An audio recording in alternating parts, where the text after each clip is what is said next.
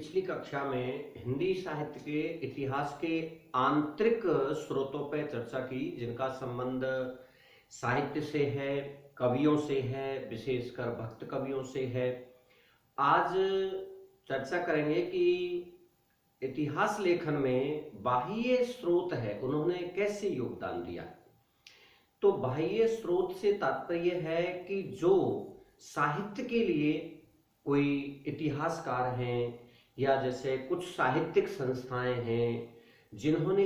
इतिहास लेखन में मदद की, साक्ष्य जुटाए, सामग्री जुटाई, जिन्होंने अपने अपने स्रोतों के माध्यम से हिंदी साहित्य के विषयों को इकट्ठा करके और सामग्री उपलब्ध कराई। जैसे बाह्य सामग्री में नागरी प्रचारणी सभा, इस प्रकार आगे कक्षा में पढ़ा जाएगा कि ऐसी अनेक संस्थाएं हुई है। देवधर हिंदी विद्यापीठ, देवधर राष्ट्रभाषा सभा पुणे, और भी ऐसी बहुत सारी जो है संस्थाएं बनी जिन्होंने हिंदी साहित्य के लिए अपना योगदान दिया, सामग्री उपलब्ध कराई और विश्वसनीय स्रोत हैं उनको उपलब्ध कराया। इसी प्रकार है पुरातत्व विभाग, हमारे सरकार की तरफ से अनेक पुरातत्व विभाग बने हुए हैं। ये पुरातत्व विभाग हमारी जो प्राचीन पांडुलिपियां हैं और कोई हमारे साहित्यिक, इसी प्रकार हर क्षेत्र में ये काम करते हैं। तो ये साहित्य के क्षेत्र में भी पुरानी जो चीजें हैं, प्राचीन जो कवि आदि हैं, जो लेख आदि हैं, इतिहास हैं या कवियों की कविताएं हैं और भी उनके नाटक आदि हैं, उनका ये जो है संकलन करते रहते हैं और वो सामग्री हमें इतिहास लेखन में काम आ जाती है। उसके बाद आते हैं जैसे मोतीलाल मेनरिया, अर्थात ऐसे हमारे इतिहासकार हैं, मोतीलाल मेनरिया, कर्नल टार, ऐसे हमारे बहुत सारे जो है इतिहासकार हैं जिन्होंने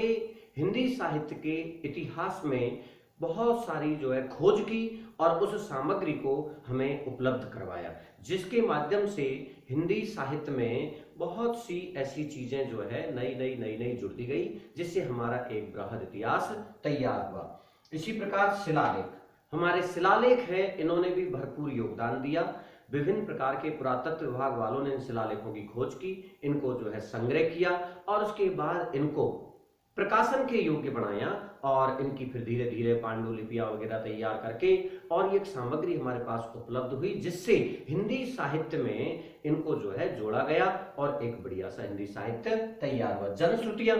अलग अलग जो है किंवदंतियां होती हैं कि भाई इस क्षेत्र में ढोला मारूरा दुहा है, ये ढोला है, ये मारू है, और भी हमारे जैसे आला खंड है, आला उदल की कथाएं हैं। तो इस प्रकार जनश्रुति में परंपरा से चली आ रही है, इनको जो है विद्वानों ने एकत्रित किया